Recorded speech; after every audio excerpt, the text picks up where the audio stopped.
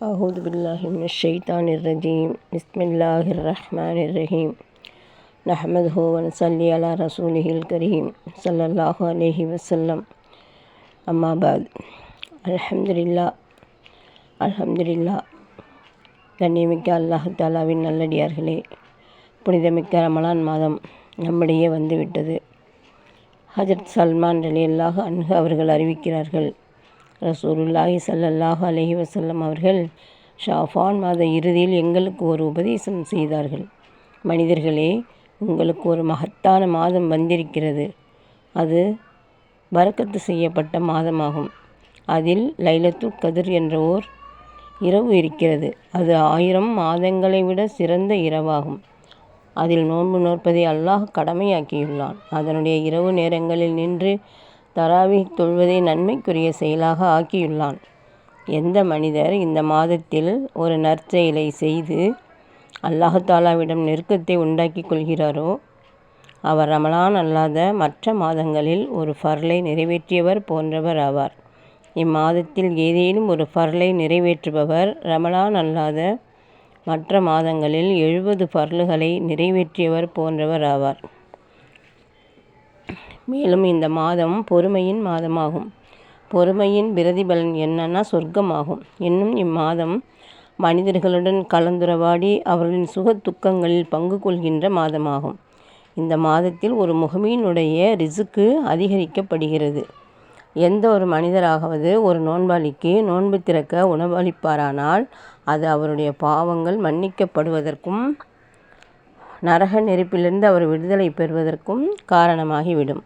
மேலும் நோன்பு வைத்தவருடைய நன்மையை போன்று இவருக்கும் நன்மைகள் கிடைக்கும்.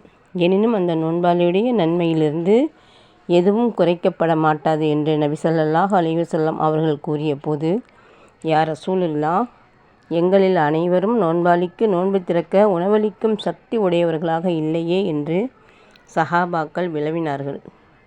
அப்பொழுது ரசூலுல்லாஹி ஸல்லல்லாஹு அலைஹி வஸல்லம் அவர்கள், வயிறு நிறைய உணவளிக்க வேண்டும் என்பதில்லை.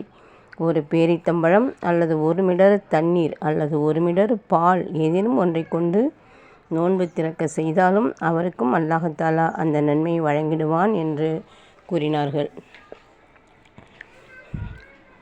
அது சொன்னதுக்கு பின்னாடி இம்மாதத்தின் முதல் பகுதி அல்லாஹுடைய ரஹமத்தாகவும், நடுப்பகுதி பாவ மன்னிப்பாகவும், இறுதி பகுதி நரக நெருப்பை விட்டு விடுதலை பெறுவதாகவும் இருக்கின்றன. அதனால் எவரேனும் இம்மாதத்தில் தன் அடிமைகள், வேலைக்காரர்கள் ஆகியோருடைய வேலை பளுவை குறைப்பாரானால் அல்லாஹ் தாலா அவரை மன்னித்து அவருக்கு நரக விடுதலையும் அளித்திடுவான் அப்படின்னு சொல்லியிருக்காங்க. இன்னும் இந்த மாதத்தில் நம்ம அதிகமாக குர்ஆனை ஓத வேண்டும். யாருமே அசால்ட்டாக நோன்பை விட்டுறாதீங்க. இந்த நோன்பு நம்மளுக்கு கடமையான நோன்பு. கண்டிப்பாக நம்ம வச்சே ஆக வேண்டிய நோன்பு. நம்ம வயதானவர்கள், நோன்பு வைக்க முடியாதவர்கள் அந்த நோன்புக்கு பகரமாக அடுத்தவங்களுக்கு நோன்பு திறக்கக்கூடியவங்களுக்கு உணவளிக்க வேண்டும். அதுதான் பகரம்.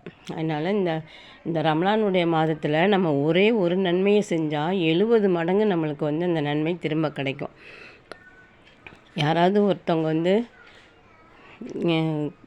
எங்கள் வீட்டில் இருக்கக்கூடிய எல்லா பொருளையும் நீங்கள் எடுத்துக்கங்க அப்படின்னு சொன்னால் எல்லோரும் எப்படி போட்டி போட்டுட்டு போய் நம்மளுக்கு தான் அதிகம் வேணும், நம்மளுக்கு தான் அதிகம் வேணும்னு சொல்லி எப்படி எடுப்பாங்களோ, அதுபோல் நம்ம அல்லாஹ் தாலா நம்மளுக்கு இந்த நோன்பை அடையக்கூடிய பாக்கியத்தை கொடுத்துருக்கான்.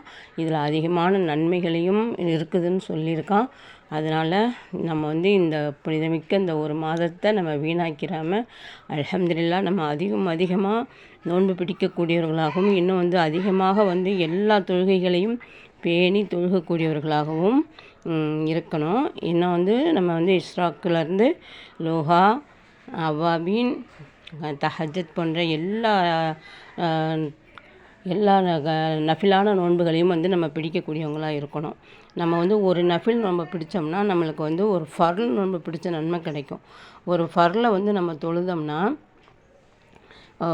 நம்மளுக்கு 70 ஃபர்லுகள் தொழுத நன்மை கிடைக்கும்.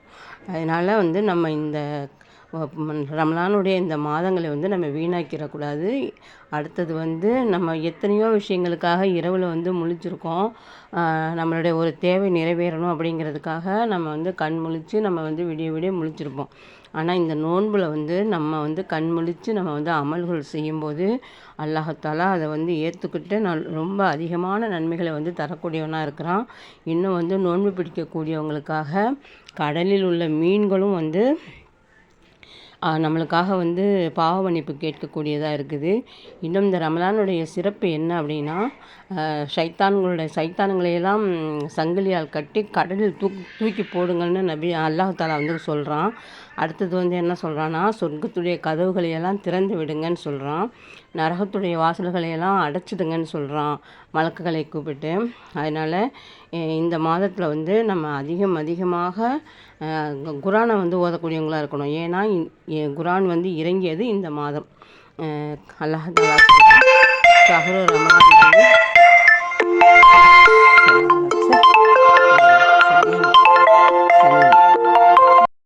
அதிகமான பெண்கள் நாங்கள் வேலைக்கெல்லாம் போகிறோம், நாங்கள் எப்படி நோன்பு வைக்க முடியும், வேலைக்கு நாங்கள் போகும்போது நோன்பு வச்சுக்கிட்டு போக முடியாது அப்படிங்கிற மாதிரி நோன்பை விட்டு விடக்கூடியவங்களாக இருக்கிறாங்க. ஆனால் நம்மளுக்கு கிடைக்கக்கூடிய ஒரு 200 300 சம்பளத்துக்காக நம்ம நோன்பை விட்டோம் அப்படின்னு சொன்னால் மறுமையில் நம்ம மிகப்பெரிய பாவிகளாக ஆயிடுவோம்.